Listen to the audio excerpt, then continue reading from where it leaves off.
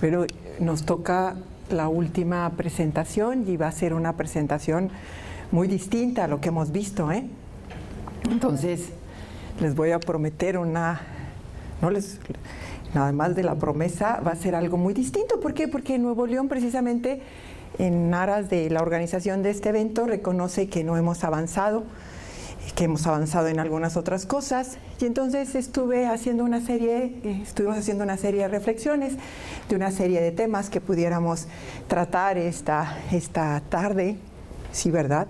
Sí, es que como no he comido, no sentí que fuera tarde, pero bueno, esta tarde. Y es muy interesante ver temas como lo que platicaba cuando me presenté: sociedad de la información, internet, redes sociales, lo que ahorita le estamos llamando inteligencia colectiva, que la verdad los abogados que estamos un poquito en estas líneas nos trae vueltos locos, ¿verdad? O sea, de esta disminución del poder que antes estábamos manejando.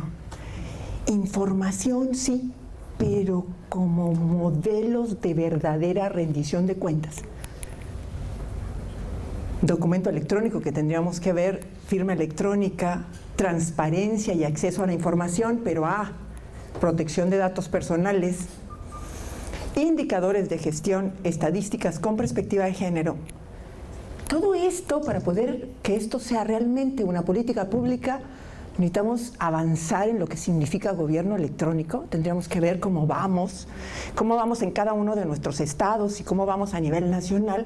Claro, yo pudiera dar una plática, bueno, y termino con justicia electrónica. Pudiéramos dar una plática de esto. Yo estuve en el estado de Sonora, platicando, y he estado en algunas partes, y pudiera hablar de un solo tema, en una hora de un solo tema de este, así que les ofrezco una disculpa porque voy a hacerlo respetando los tiempos y me voy a ir rápido de esto, pero que nos va a servir para poder llegar a objetivos claros. Bueno, ¿por qué sociedad de la información? ¿Por qué sociedad del conocimiento? Porque tenemos que estar conscientes que nos estamos transformando de una sociedad tradicional a una sociedad industrial. Así fue en el tiempo pasado, pero ahora en una sociedad de industrial, en una sociedad de la información. Pero bueno, quisiéramos llamarle que esto fuera una sociedad del conocimiento para el servicio y para saber hacia dónde debemos de llegar, ¿no? Pero bueno, ahorita llama mucho la atención esta gran oportunidad que tenemos de las redes sociales, de lo que está impactando a las redes sociales. A nosotros las redes sociales no nos van a dejar mentir, que de repente nos dicen algo, el tribunal virtual se cayó y empiezan los reclamos, ¿verdad? Así con una serie de twitters o una serie de notificaciones en Facebook de que algo nos está pasando y que tenemos nosotros que entonces responder. Y se fijan, poco a poco va a estar esto de lo que le llamamos inteligencia colectiva con un impacto. Es el uso masivo de los medios de comunicación. Todos, de una u otra manera, tenemos la oficina ahora aquí, ¿verdad? Recibimos los correos, estamos atentos. Y además todo esto que utilizamos.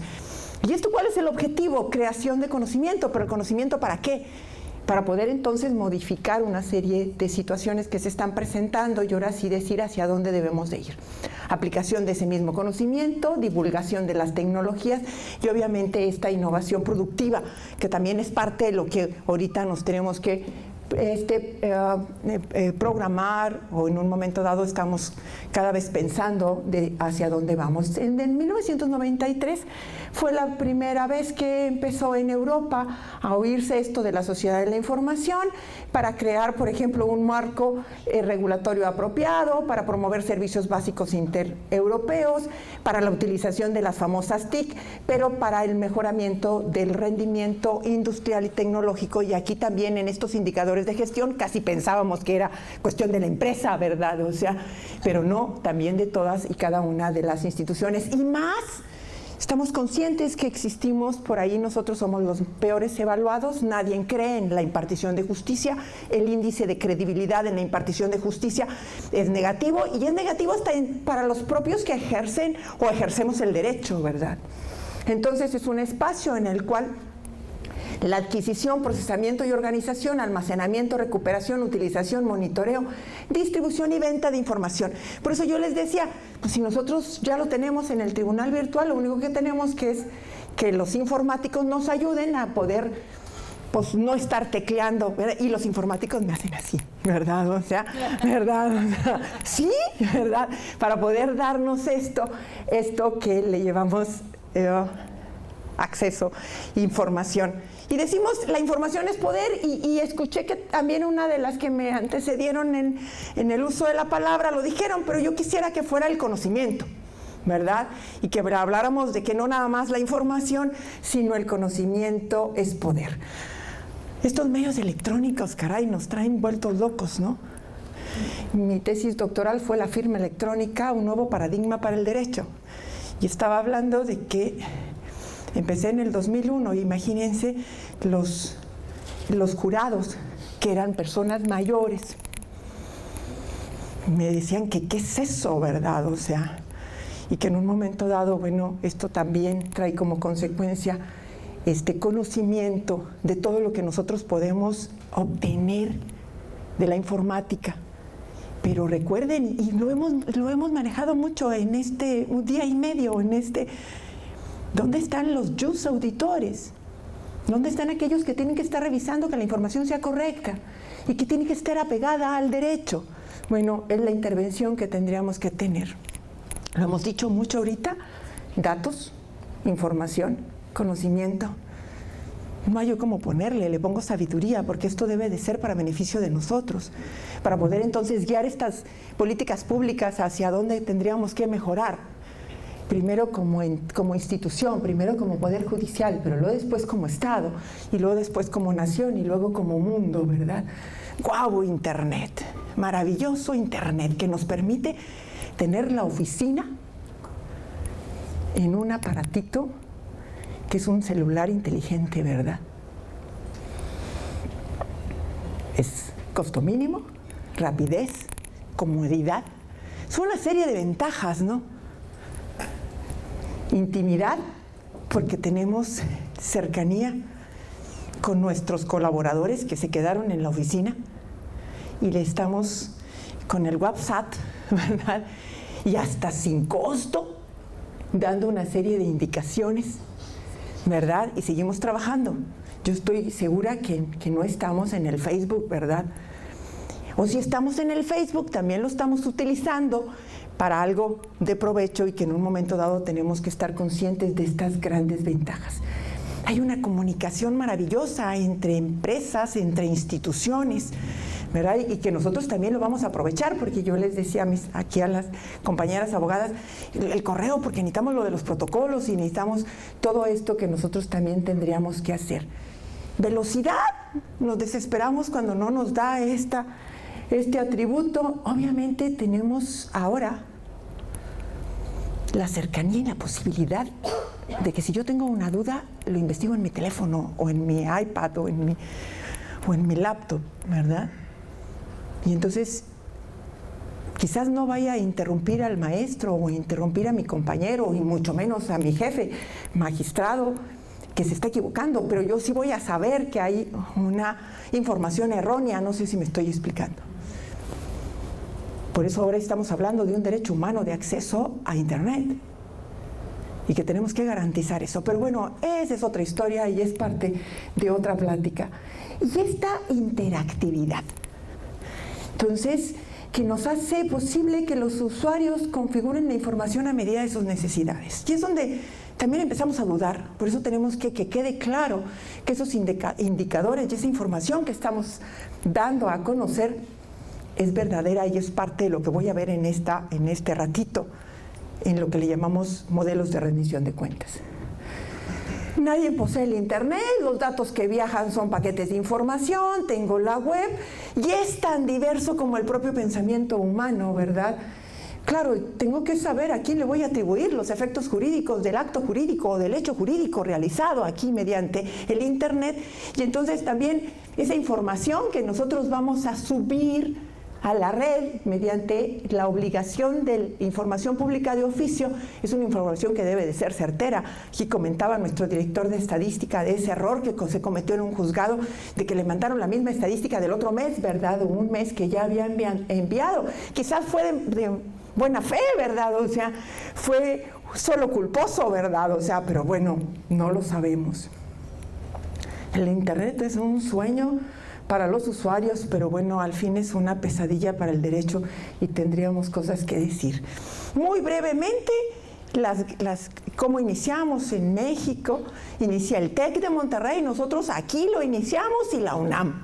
Por eso NIC de México está aquí en nuestras instituciones, físicamente NIC de México, que es quien controla los nombres de dominio, están en el TEC de Monterrey y es una institución de carácter privado. No me voy a detener, como quiera aquí se va a quedar la información, que es muy interesante cómo vamos avanzando.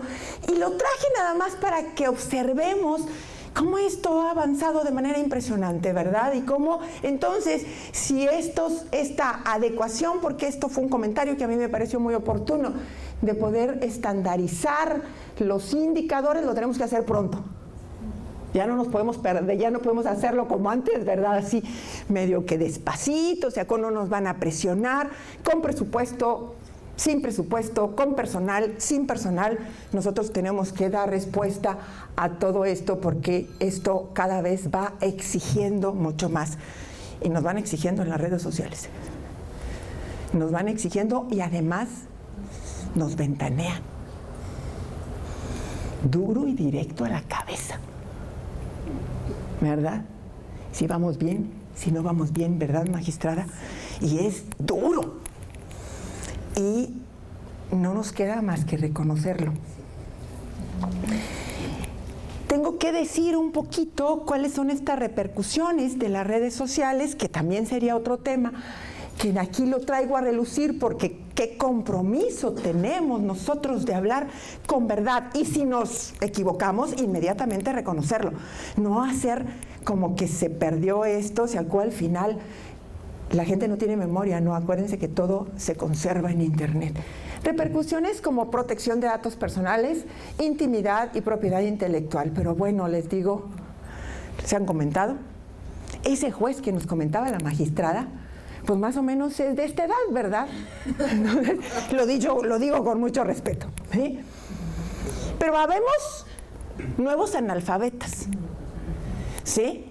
¿Sí? Es un nuevo analfabetismo, pero que nosotros tenemos que estar conscientes que bien tenemos una serie de personas no nativas, o teníamos personas no nativas, tenemos una generación que está llegando, que maneja lo de la información y lo de la tecnología de manera impresionante, y que nosotros tenemos que estar de acuerdo con ello. Este analfabetismo se refiere a estas personas que no saben ni leer ni escribir, pero desde el punto de vista de la propia tecnología. Entonces, tenemos nosotros que tener este tipo de dos clientes, los indicadores que me permitan subirlos a Internet y también los que en un momento dado les sirvan, ¿verdad?, para aquellos que no están manejando todo esto de las tecnologías. Entonces, ¿cómo tenemos que asegurar también a toda esta población que tenemos que seguirle dando respuesta, pero que también tienen acceso a esta tecnología, pero que bueno, van poco a poco? Web 1.10, 2.10.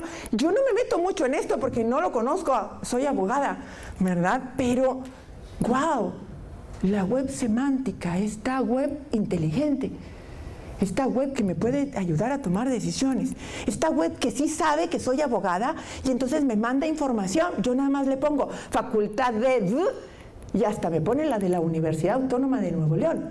¿Por qué? Porque va guardando memoria de mis accesos, de mis viajes, de lo que yo utilizo para poder tener acceso. Y entonces es una web más interactiva. Esos indicadores tenemos que preparar también.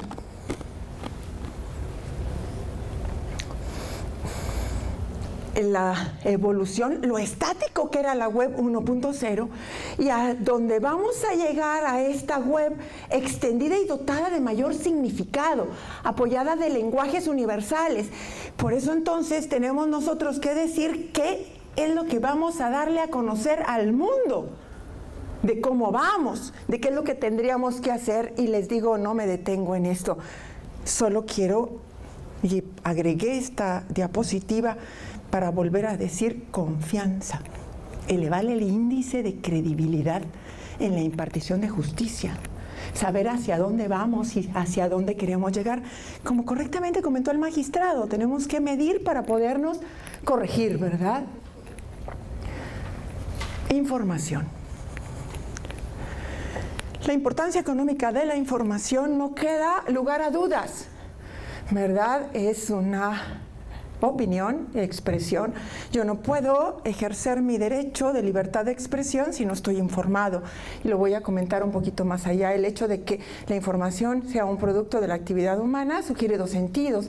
La información es, en un principio, susceptible de apropiación desde su origen, pero también tengo un autor que es aquel que pone a disponibilidad para los diferentes fines en que se pueda hacer objeto y que por esto permite concebir una relación de posesión entre el autor y la información como un verdadero derecho real. Y lo comentamos. Hay jueces que luego dicen, es que esto es mío, ¿verdad? O sea, y en un momento dado, ¿por qué? Porque había una cultura de la no transparencia, etcétera, que también lo voy a comentar un poquito más adelante en este derecho de acceso a la información y de rendición de cuentas. Esta calidad de la información y de la rendición de cuentas lo voy a esquematizar así, porque ya lo hemos esquematizado así. ¿Solo datos? ¿Solo información? O mejor con indicadores. Pero yo puedo decir, miren, aquí están mis grafiquitas. Me encantó que dijeron, es que las grafiquitas no nada más es para que estén bonitas, ¿verdad? Y con colores y bien presentadas, sino cuál es esa metodología. Pero bueno, el artículo 6º constitucional me lo establece y me habla ya de indicadores que nosotros tenemos entonces que cumplir con ellos, pero cumplir con ellos ¿desde qué tipo? ¿Es de tipo vital? ¿Es de tipo epistemológico? ¿Es de tipo hermenéutico? Hermenéutico que tiene que ver con la interpretación, ¿verdad? El hecho de en el diccionario ustedes pueden ver la excepción que dice arte o interpretar textos, especialmente al interpretar estos textos sagrados de tipo epistemológico, que es lo relacionado con la ciencia, pero no nada más el hecho científico, sino también el método científico que he utilizado, y esto es bien importante para poder entonces decir, este indicador es con esta metodología y quiero llegar hasta esta información, no para protegerme, no para poder solo sacar lo que estoy haciendo bien, sino para poder conocer realmente qué es lo que tengo que cambiar. Y la vital, bueno, pues un ejemplo es lo que le llamamos el instinto, nuestros sentidos, lo que conocemos simplemente por el hecho de ser y de existir. Un ejemplo de ello, bueno, es el ADN, ya trae el conocimiento de vida.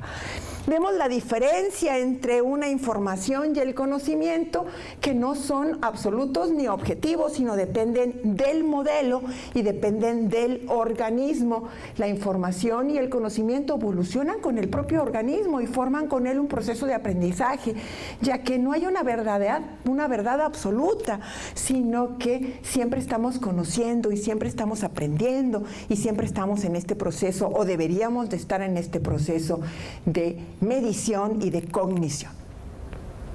De medición y de cognición. Para entonces poder decir que esta obligación que tenemos como Poder Judicial es la verdadera rendición de cuentas. Más adelantito voy a ver esta sistematización del derecho de acceso a la información, cómo se clasifica la información, pero quise primero adelantarme. Entonces, esta rendición de cuentas, fíjense bien, la rendición de cuentas tiene estos tipos: una rendición de cuentas horizontal, una rendición de cuentas vertical, una rendición de cuentas transversal y una rendición de cuentas social. A ver. Porque nosotros pensamos que con el hecho de tener, yo voy a decir arriba, o sea, voy a decir en internet, ahí está, con el hecho de que tengo el informe por parte de los poderes judiciales, ya, ¿verdad? Pues ¿desde cuántos años tenemos de estar emitiendo una serie de informes? Implica, fíjense bien, la rendición de cuentas horizontal, implica la exigencia a los funcionarios públicos e instancias de gobierno de responder en sentido lateral a otros funcionarios e instancias del mismo Estado. Nosotros tenemos y nos vigilan como Poder Judicial, ¿quiénes? El Poder Legislativo, ¿verdad? Las instituciones de fiscalización. ¿correcto? Bien. La rendición de cuentas vertical es la más común en los países democráticos. Es que le rendimos cuentas a los que, bueno, en el proceso de elección votan para darle continuidad y no, ¿verdad? O sea, ¿y qué es esta? Que por ahí esto no es suficiente. Pues tiene severas fallas, ¿verdad? La rendición de cuentas transversal se efectúa a través de instituciones de Estado ciudadanizadas, que desde el espacio de la sociedad civil ejercen el control de funcionarios públicos. Implica obviamente la participación de la ciudadanía. Un ejemplo de ello son los consejos ciudadanos. Por esto de la perspectiva de género ha ido aumentando, porque por ahí hay una exigencia transversal de ir entonces rindiendo cuentas en lo que estamos haciendo. Y la rendición de cuentas social es aquella que ejercen las asociaciones y movimientos ciudadanos, pero aquellos que no tienen ninguna relación, es organizaciones de la sociedad civil, ¿verdad? Y que ni siquiera tienen alguna ayuda económica, sino que ellos precisamente, y esto es parte de una serie de exigencias internacionales. Hay una serie de características de esta rendición de cuentas y cómo nosotros tenemos que decir que tiene que ser relevante, ¿verdad? O sea, que tiene que ser que el modelo que le corresponda, que el modelo que se use corresponda a la realidad.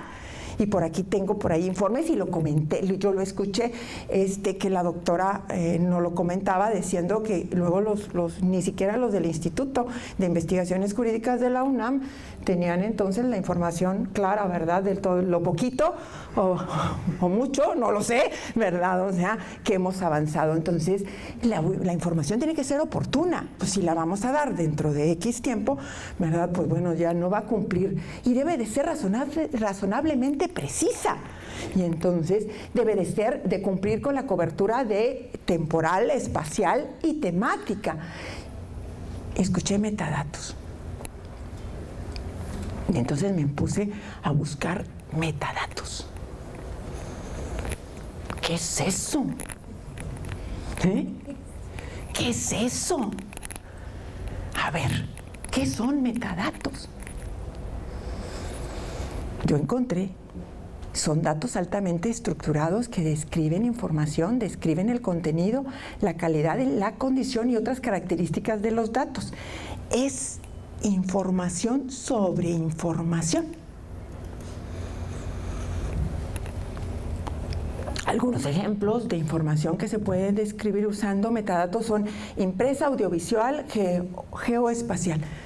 ¿Qué es metadatos para nosotros?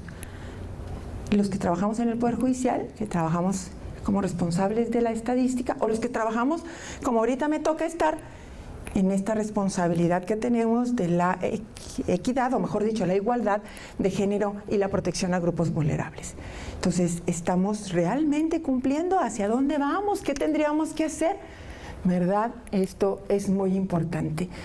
Pero ¿cómo tenemos que también cumplir con este principio de que la información sea accesible? Porque luego después, acuérdense que quiero que sea rápida. Y entonces tengo que ponerle enter y enter y enter y tengo que irme a otra página y a otra y a otra y a otra. Pues ya. Entonces tiene que ser entonces la facilidad de obtener la información deseable y lo que le llamamos amigable, con un lenguaje, como comentaba ahorita la magistrada, que lo puede entender cualquier cristiano, ¿verdad? Perdón, pero cualquier persona, sin que esto sea peyorativo. Que la información sea intertemporal e intersectorial. Y entonces aquí es parte de lo que hemos estado manejando, de poder establecer estos estándares de indicadores para que se cumpla con esto. Obviamente la innovación, ya les comentaba, equivalencia funcional, la confidencialidad. La magistrada nos ha dado una serie de ejemplos y los hemos escuchado, pero no hemos escuchado el nombre, ¿verdad? Porque no debemos, y hemos establecido aquí estas obligaciones: legalidad, eficiencia, coordinación, publicidad, innovación, accesibilidad, equivalencia funcional. Permite homologar legalmente el valor y eficacia jurídico de los documentos y actos electrónicos sobre los que versa la rendición, con aquellos soportados en papel o realizados en forma presencial. Le preguntaba yo, le decía, ¿tenemos que seguirlo haciendo? ¿Cuánto nos cuesta? si al final todos tenemos que irnos en lo que va a ser mi último tema de justicia electrónica, para poder entonces decirle a los informáticos cómo tendríamos que ir entrelazando esta información? Disponibilidad. Para poder entender todo esto, yo me pregunto como abogada, a ver, ¿pero qué es documento electrónico? ¿Tiene esta, equivale? ¿Está reconocido? Sí, y entonces es aquel que nace de la manifestación de intercambio electrónico, pero ¿qué tengo que hacerlo? Pues lo tengo que firmar. ¿Y cómo lo tengo que firmar para poderle darle credibilidad? Porque se lo tengo que acreditar a una persona, pues lo tengo que firmar precisamente también de manera electrónica para poder que cumpla con el requisito de autenticidad, de disponibilidad, de integridad y de fiabilidad. Pero también migración electrónica. Porque si voy a tener toda esta información y luego resulta que estoy utilizando un paquete electrónico que no me permita asegurarnos, entonces ¿cómo el abogado tiene que estar muy cerca de los informáticos para poder entonces regular y vigilar que se den todos estos requisitos, obviamente con una firma electrónica, biométrica, que sería lo mejor, o un NIP, pero que tendría una serie de desventajas y desventajas, que no es la firma, es una técnica para verificar los documentos que tendríamos nosotros que hacer. Y todo esto porque si tengo que solicitar la información y acudir personalmente, pues oigan, ¿verdad que ya en esta sociedad de la información no es, sino tenemos derecho a saber? Toda la información pública es de todos y todos tenemos derecho a saber, pero tengo que proteger los datos que voy a hacer esta recopilación de datos. ¿Y cómo la voy haciendo? En este tipo de archivos, una serie de archivos públicos, privados, manuales, automáticos, y con el famoso arco de acceso, rectificación, cancelación y oposición de los datos personales que hemos visto, que no llega a esto, fíjense. Caray, a ver, ¿qué es esto? Una clasificación de la información. Y aquí digo que es información pública, reservada, pública de oficio. Aquí dice versión pública. Perdón, debí de haberlo puesto en blanco. En posesión de entes particulares, los secretos bancarios y fiduciarios. Lo que me interesa ahorita es esto. La información que nosotros tenemos como Poder Judicial y que tenemos que tener mucho cuidado en qué tenemos que dar, qué no tenemos que dar, etcétera. Y está muy relacionado para cumplir con esta obligación que dice los sujetos obligados, nosotros, debemos preservar sus documentos en archivos administrativos, actualizados, y tenemos que publicar mediante medios electrónicos la información completa, actualizada, bolas, sobre los indicadores de gestión. Nosotros, con que nuestros proyectos estamos subiendo indicadores de gestión, con eso estamos, la Comisión de Transparencia nos califica bien, pero no es suficiente, ¿verdad? No es suficiente. Y el ejercicio de los recursos públicos. Protección de datos. Puse lo de protección de datos porque quiero llegar a otro tema. Computación en nube. Nos quejamos de presupuesto, ¿verdad? ¿Qué es computación en nube?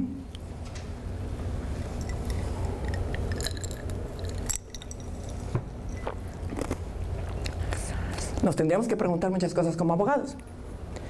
¿Pero puedo utilizar estas plataformas?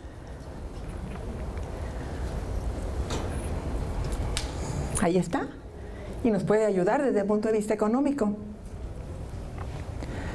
Y además saben que México ya lo tiene regulado en la Ley de Protección de Datos Personales en posesión de particulares. Tendríamos que tener cuidado, mucho cuidado, porque nuestra información es muy importante, salvo que esté cumpliendo ya con que no estamos dando informaciones personales, entonces no tendríamos ningún problema, ¿verdad que sí? Ok. ¿Qué es? La información de datos personales, una información que nos identifica o que se nos puede hacer identificables, es nuestro nombre, apellido, nuestro ID.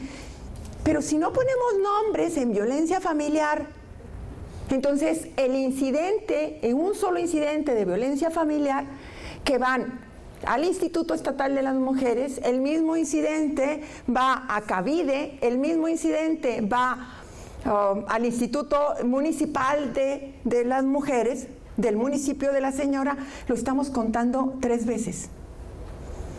Y no es real, ¿me estoy explicando?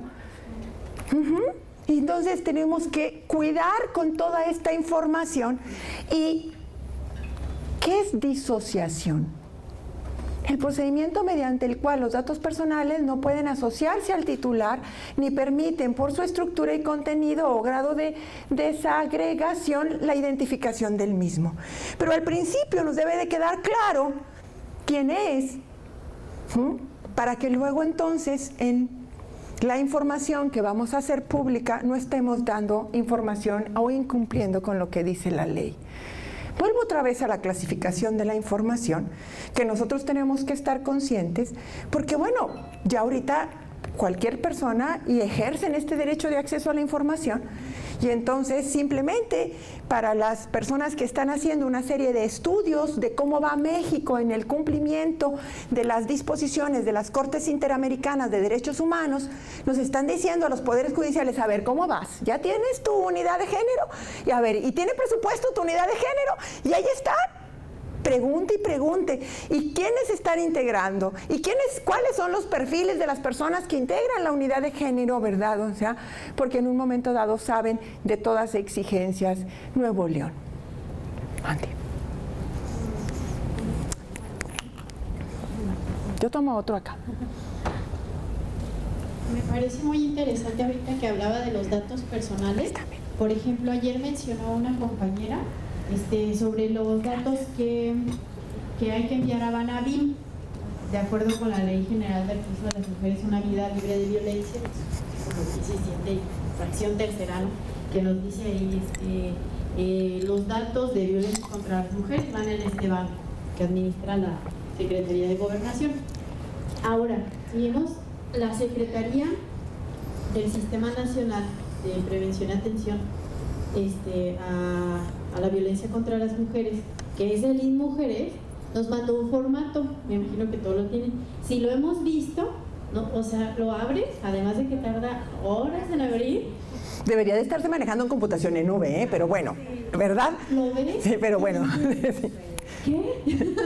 O sea, ¿en qué momento? Porque primero, momento procesal de captura de datos. Sí. ¿En qué momento tú le preguntas, ¿constituye obstrucción a la justicia o no? Tener una persona sentada pidiéndole esos datos. Ahora, importante, a esto me refería. Datos personales. Nos pide redes de apoyo, nombre, domicilios, etcétera. Es bien importante, o sea, la gente dice, ¿cómo te voy a dar eso? ¿Por qué te voy a dar eso? Y luego te lo mandas a la SEGOV. ¿Y quién va a administrar esa información? Bueno, pero saber el domicilio de las redes de apoyo, el domicilio del agresor o la agresora, el domicilio de la víctima. De las redes de apoyo no me preocupa, los del agresor y la agresora sí. Sí. Son bien importantes porque quiere decir, es su vecino, nivel socioeconómico, es el maestro de la escuela, está cerca de su área educativa. Sí. Entonces son bien importantes, pero ¿cómo proteges eso? O sea, ¿cómo? Si alguien ya lo hizo, si alguien ya lo está realizando, pues ayúdenos, ¿no? Porque... A ver, ¿qué piensan? Por eso tenemos que comentarlo, porque tenemos una serie de dudas. ¿Qué vamos a ponderar? ¿Esta obligación O vamos a ponderar esta obligación que tenemos de llenar estas estadísticas y que deben de tener un fin, porque sí es bueno saber. Entonces, o bien, entonces decimos, no, la ley, un micrófono por favor, la ley me prohíbe, pero acuérdense, ¿qué tendríamos que ver? No tengo la respuesta, ¿eh? La verdad, en este momento tendría que hacer el análisis, pero no tengo la respuesta. Y en un momento dado, y eso que me jacto conocedora de acceso a la información, porque tuve la oportunidad de ser directora técnica de la Comisión de Transparencia antes de estar por acá en el Poder Judicial, pero que en un momento dado, ¿qué tengo que ponderar? Además, ¿tengo el consentimiento de ellos? Bueno, también la ley dice que si en un momento dado obtuve los datos para un procedimiento judicial, no necesito el consentimiento, que también por ahí hay una serie de dudas. ¿Se fijan cómo tenemos que reunirnos? ¿Cómo tenemos entonces que también en el propio Poder Judicial establecer? ¿Cómo que tenemos que estar conscientes? Y de hecho, cuando yo preparé la presentación, dije yo, espérate, estoy dándoles como que muchísimas cosas. Y dije, no, pues sí se vale, aunque nos llevemos 1 o 2 o 3 de esto, no sé si me estoy explicando. Dije, sí, es un montón de responsabilidades, es un montón de información, y esto es no para espantarnos, sino para decir cómo me voy tratando una a una lo que tengo que hacer. Y como con poco presupuesto, sin presupuesto, con personal o sin personal, esto ya es real y lo tenemos que vivir y dar respuesta.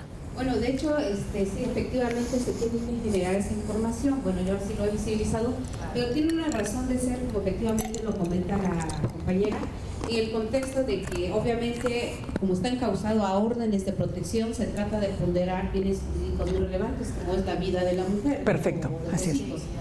Entonces, desde mi contexto hasta ahorita, como nosotros lo hemos visibilizado, porque no es nada fácil integrar, cubrir todos esos rubros, esos requerimientos que nos hacen, o sea, aparte de que tendríamos que dar cumplimiento al juicio justo, otro rubro viene siendo lo que es la medición de los tipos, modalidades de violencia contra las mujeres. Yo entiendo que esa información está más encauzada a las órdenes de protección, y ahí es donde nosotros tenemos que generar y visibilizar cómo lo vamos a generar esa información. Hasta hoy yo he considerado que a lo mejor en el ámbito, por decir, ¿no?, en el ámbito familiar y de órdenes de protección, a lo mejor dejar ese aspecto o sujetarnos de entrada a los lineamientos que nos está solicitando Banavín, y luego a lo mejor en el ámbito, para complementar esa información, que no es todo órdenes de protección, sino que se requiere de mayor información, a lo mejor en el rubro de juicios familiares, por decir, ¿no?, generar cierta información, por ejemplo, en el ámbito de pensiones alimenticias, edades de los que intervienen, o algún divorcio, que son temas de interés público, pero que en su momento también, de ahí la importancia de la capacitación del personal que va a integrar la información, pero que también hasta dónde tenemos que estar capacitados para saber qué información es pública, es privada, es reservada. Entonces ahí es donde entra el contexto del abogado, en estricta coordinación con el ámbito de sistemas y del estadista, y todo es un trabajo conjunto. Así es. Y que me parece muy interesante, y además cómo tenemos esta corresponsabilidad, y entonces y además le tenemos que creer a las instituciones que están recibiendo toda esta información que van a tener, así es, que va a haber un encargado y un responsable del manejo de estas bases de datos, porque acuérdense que nosotros también tenemos un encargado y un responsable, ¿verdad?, del manejo de estas bases de datos, que en un momento dado es parte de lo que alegábamos, no es una información que no la voy a dar y entonces no integro estas bases de datos y por lo tanto no se generan las estadísticas como deberían de generarse. Entonces tenemos que también tener mucho cuidado con nuestros cuidados desde el punto de vista tecnológico, porque además acuérdense que existen los hackers, ¿verdad? Y estos hackers son buenísimos, ¿no? ¿Verdad? O sea, entonces, pero que también tenemos que estar protegiéndonos nosotros de todo esto. Bueno, a ver. Bueno, yo aquí nada más quería puntualizar, y en el caso de la información pública, bueno, como comentaba la licenciada Marina, hay un trabajo estrecho entre varias dependencias internas o direcciones internas dentro de cada poder judicial, pero bien es cierto que yo lo comentaba con algunos compañeros, jueces, inclusive cómo manejar este tipo de información. Entonces ellos ellos me comentaban que la parte muy diferente es la información pública de oficio que tenemos que presentar en la página. Aquí la tengo, es esta, la que tenemos que presentar en la página. Aquí es. Muy diferente es la información que nos solicitan dependencias nacionales e internacionales. Ajá, y que quizás también ahí tenga que hacer una versión pública, no sé, lo tendría que ver, ahí está, perfecto. Aprovecho para ir avanzando. Ellos me comentaban que había varias formas de rendir esa información, pero que al momento de nosotros proporcionar esa información, porque estamos obligados a proporcionar información, claro, pero tendríamos que cuidar la parte de la información reservada, pero a su vez, con organismos internacionales, nosotros estamos obligados a rendir la información que ellos solicitan y ellos serán, en su caso, los obligados a poder, o darle seguridad a esa así información. Es, totalmente. Nosotros tendríamos ya que desligarnos de esa parte, ¿no? De si nos preocupamos de qué información vamos a dar, pues nunca vamos a querer dar nada. Pero sí, o sea, nosotros del momento en que otorgamos esa información a organismos nacionales e internacionales, ya no estamos obligados a velar por esa información, ya es responsabilidad de la parte a la que le otorgamos esa información. Totalmente. Nosotros nada más estamos obligados a rendir la información en los términos en los que ellos tendrán que cuidar, resguardar esa información. Perfectamente. Entonces, fíjense bien cómo queda claro que un documento es una estadística, porque la ley así no lo establece. Y bueno, me pasé ya la obligación que tiene el Poder Judicial de las informaciones públicas de oficio, porque, bueno, todos sabemos de esto. Pero bueno, ¿qué es un indicador de gestión?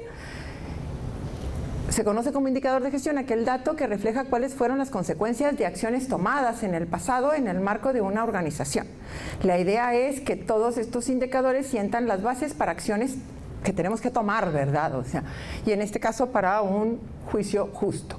Y que permite determinar si un proyecto o una organización está siendo exitosos. Y entonces, ¿hacia dónde tenemos que ir? Y más ahora, después de las reformas que hemos tenido en México. Son medios, instrumentos o mecanismos que para evaluar hasta qué punto o en qué medida se están logrando los objetivos estratégicos. Estos objetivos estratégicos tienen que ser claros. Y entonces, en un momento dado también, porque acuérdense que tenemos la obligación constitucional de establecer estos indicadores de gestión. Representan una unidad de medida, entonces, que permite evaluar el desempeño y además hacer frente a nuestras metas, nuestros objetivos y nuestras responsabilidades. Produce información para analizar este desempeño y entonces detecta y prevé desviaciones de los logros y de los objetivos.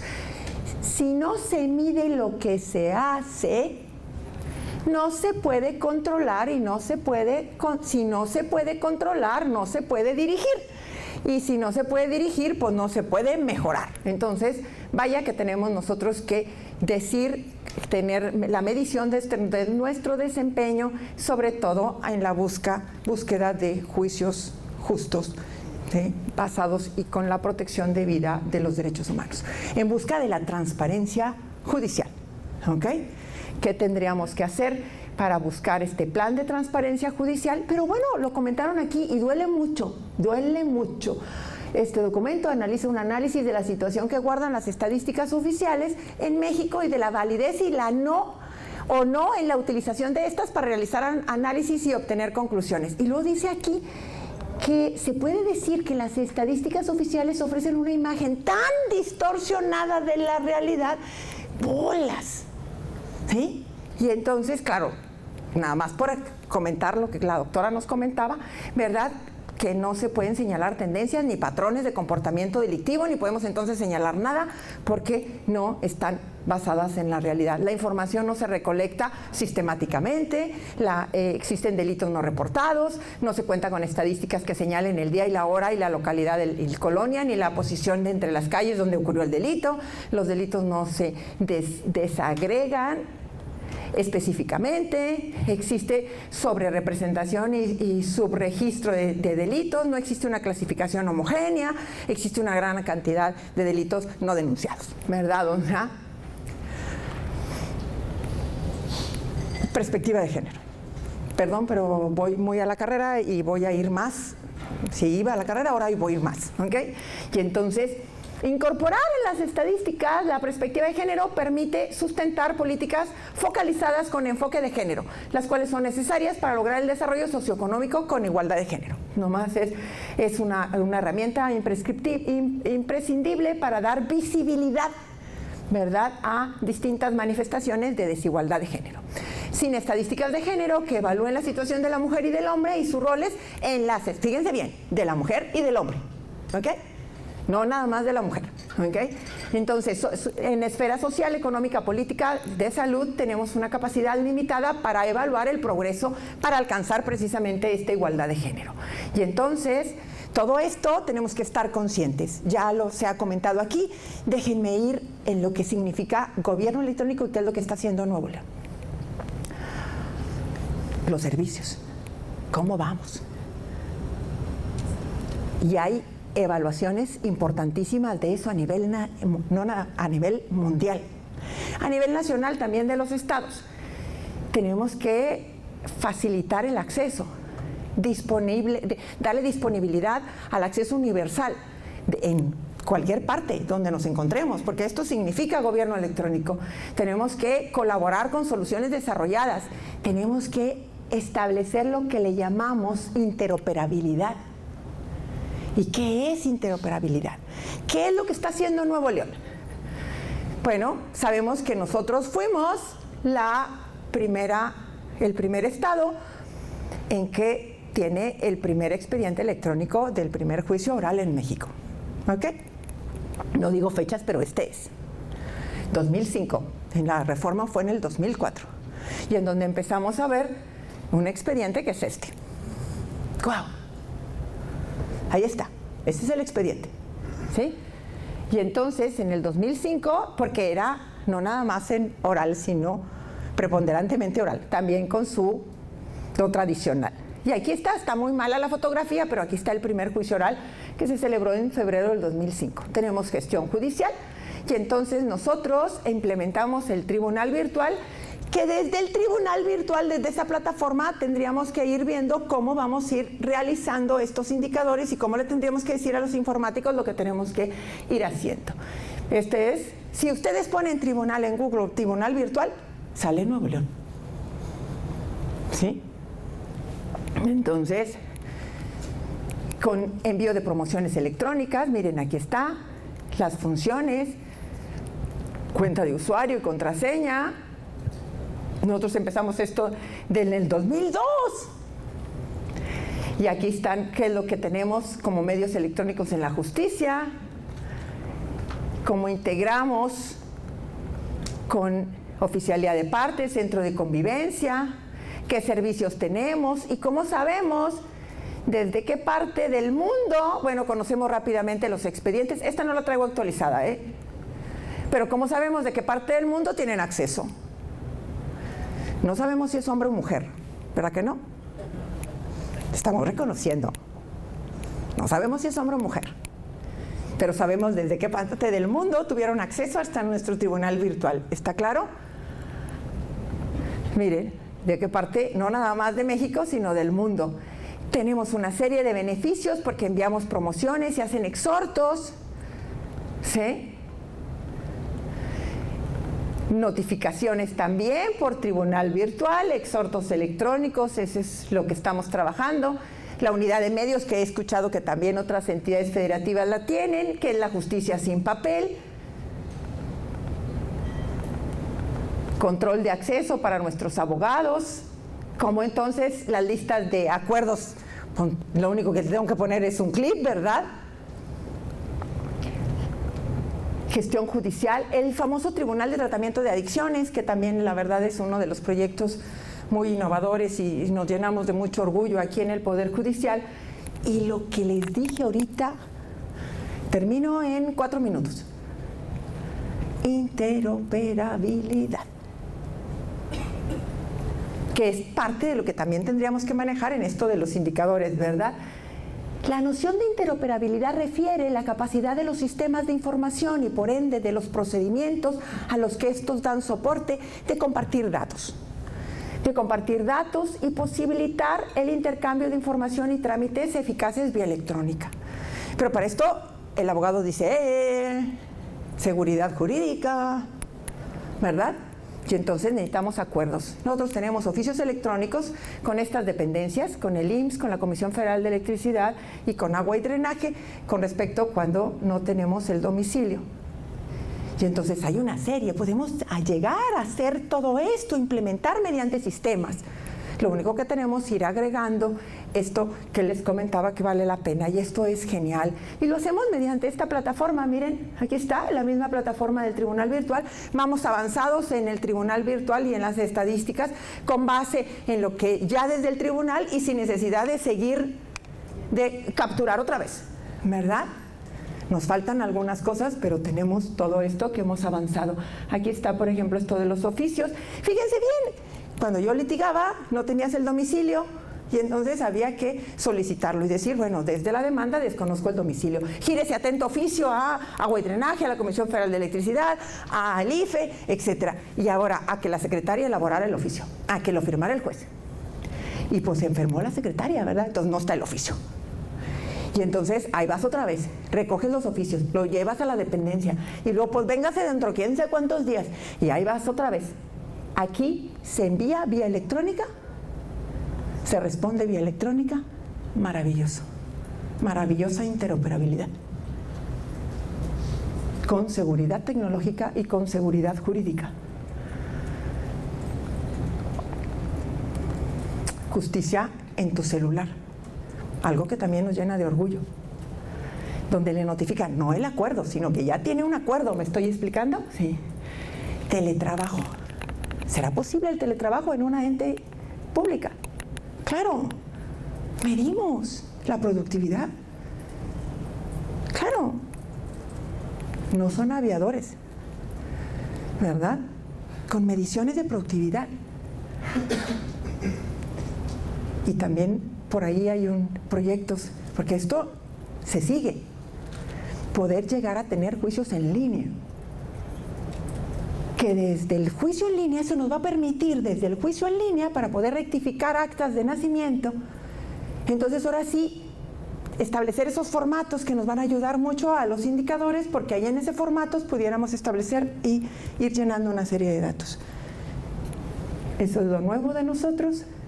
Tenemos que aprovechar todo lo que nos ofrece la tecnología, pero no dejar a los informáticos solos, ni tampoco que los abogados nos quedemos solos, porque entonces a lo mejor seríamos mucho más ancla, ¿verdad? ¿Sí? Y muchísimas gracias.